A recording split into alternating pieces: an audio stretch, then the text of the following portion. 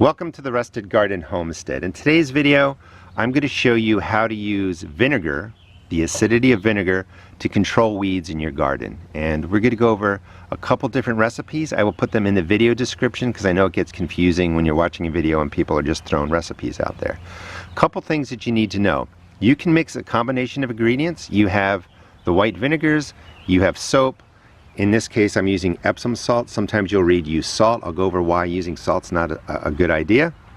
But let's just start with the basics. Using white vinegar, you're spraying acid onto the leaves of plants that you don't want. Keep in mind that if you get an acid spray, a vinegar spray on any leaf of any plant, it's going to damage it. So you don't want to be spraying this on your food crops, of course. So you can buy white vinegar. This is a half a gallon, bought at a grocery store. We use it for salad dressings. A gallon of this costs about $3. It's not expensive. You could just put that gallon straight into your sprayer. If you have some weak, thin-leaved weeds around, just spray it on there. It will kill them. Sometimes you have to come back, maybe do it 2 times, maybe do it 3 times, because it's only a 5% acidic solution. It's not really strong enough. I like spending my money getting the 30% vinegar, which is 6 times as strong as the vinegar you get at a grocery store. So this is 5%, this is 30%. However, this costs about $25, so I know it's expensive. But it's going to work. It's going to damage the leaves of most plants. It's going to get into the root system, and you don't have to use it at a 30% strength. So I like to use this at around a 20% strength, which it actually turns out to be 23% acidic, or it's acetic acid if you want to know what's in there. But this will be a 23% acidic solution, which with one spraying should kill just about anything you're spraying. And that's what I want. I don't want to have to come back and repeat. Now, the most important tip I can give you when using these acidic sprays, the white vinegar sprays, is you want to spray on a sunny day that's not windy. You don't want your spray drifting onto the plants. You don't want to damage. And you want the sun to work with you. So when you put the acid onto the leaf, that acid starts killing the leaf, the sun starts burning the plant, you kill the weeds, it's good. So you can just use this in pure form. You could, put it right into your spray bottle, start spraying, and it's gonna work. Now, it can work better if you add in about a half a cup to a cup of soap into a gallon or 2 gallons of the solution. And why is it not exact? Because it doesn't have to be. By adding in a concentration of soap, you're taking the vinegar and the water and instead of it beading on the leaves, it's going to coat the leaves because of how the soap works. It'll be a more even coat of acid on the leaf. It's going to die better. So you can add in soap. You can use detergents, you can use pure soaps, whatever you want. Over time with rain, the soaps will break down and it's going to leave that area plantable. It only took about 2 hours for this area of grass and weeds to die off with the vinegar spray, with the soapy water spray. The recipes started at about the 6-minute mark if you want to skip to that. But stick around for the end of the video. I'll show you how to use garden lime to neutralize this so that you can plant pretty quickly, or when you're using this around your garden beds. The third ingredient that's often talked about is using salt. People will put in a cup of salt, a half a cup of salt into a gallon of the spray mixture. I don't know why you would want to use sodium chloride, which is table salt, in an area you might want to plant. If you want to add salt to something when you're spraying your driveway or along the foundation where you're never going to plant, or in between the cracks of bricks, go ahead and use salt. But that table salt is going to stay concentrated in that area and it's just not going to be plantable. It will in years, like 5-10 years, but if you want to plant there, use an alternative, which is Epsom salt. Epsom salt is magnesium sulfate. It will concentrate too. It will do the same thing as table salt. It will damage the weeds, the stuff that you're spraying, but over time, 2 years with rain, that will break down, wash out, leave behind magnesium and sulfur, which your plants need, and it'll be more plantable. So just be aware that when you add in the salts, if it's table salt or Epsom salt, you're really concentrating that into the earth and you may not be able to plant there. So let's start with the basic recipe that I like to use. 30% is a little bit too strong in my opinion. You can cut this down to about 20% by adding in a half a gallon of water. It actually makes this a 23% acid solution, and that works pretty well. And again, this is about $25 for a gallon.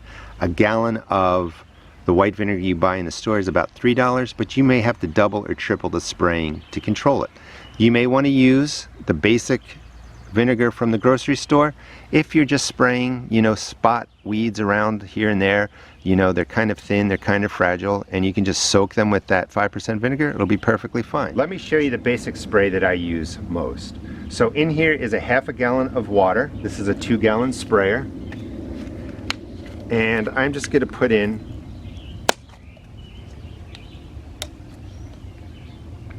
one gallon of the 30% acidic white vinegar.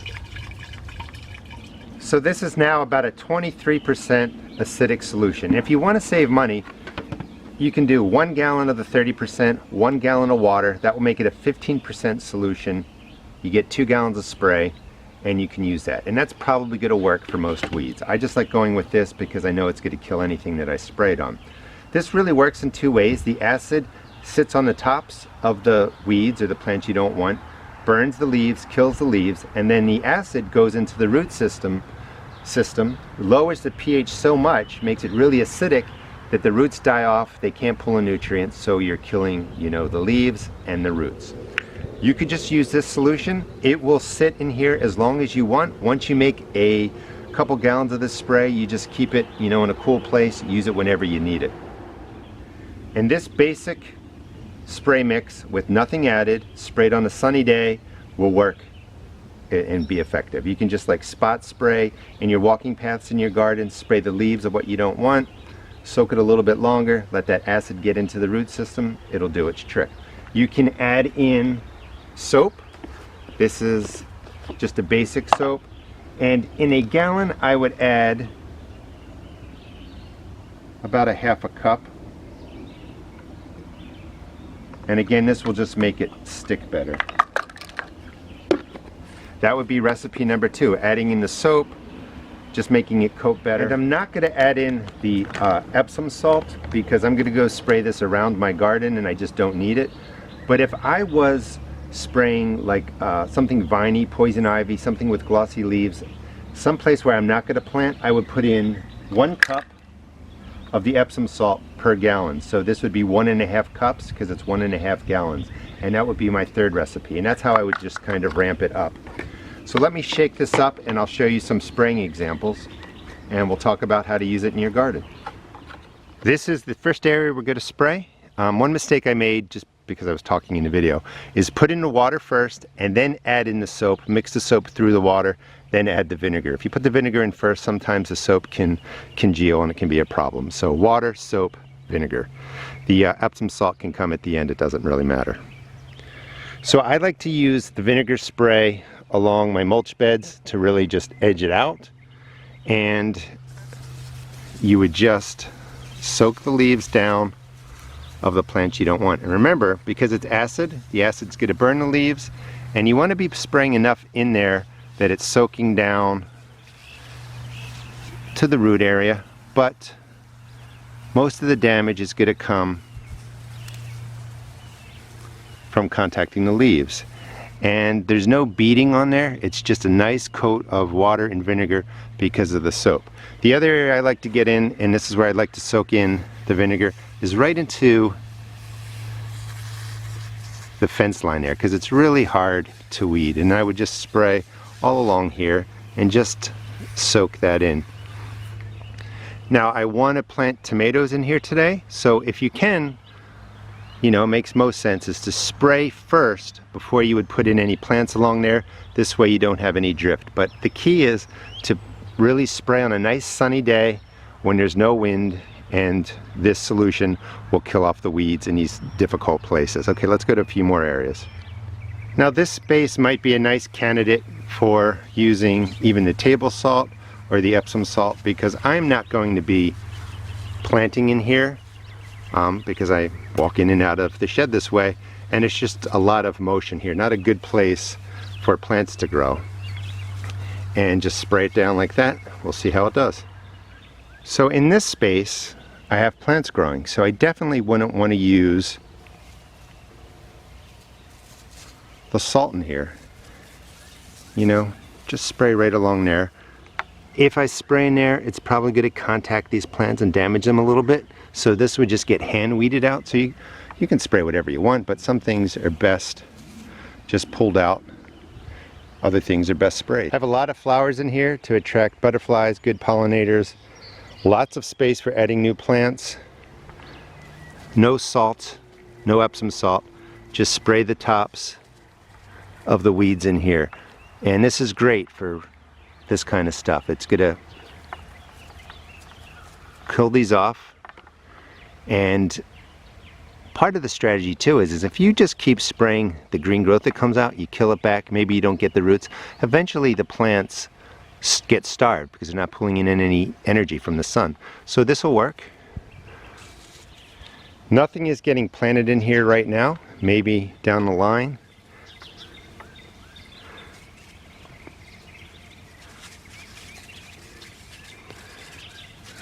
This will kill all these weeds off.